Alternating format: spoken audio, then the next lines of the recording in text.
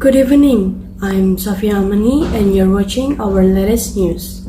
Today, Tuban was rocked by a shocking earthquake. This earthquake occurred at 13:45 local time with a magnitude of 5.8 on the Richter scale.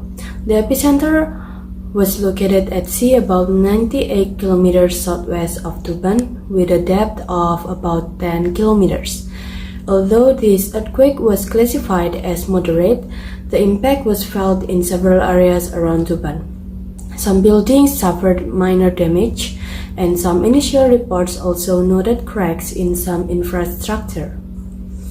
To date, there have been no official reports of casualties or serious damage. Rescue teams and emergency officials have been deployed to further evaluate the impact of this earthquake. Residents are urged to remain calm and vigilant and follow the instruction of local authorities. We will keep you updated on the situation in Tuban and provide further reports as the situation develops. Stay connected with us for the latest news.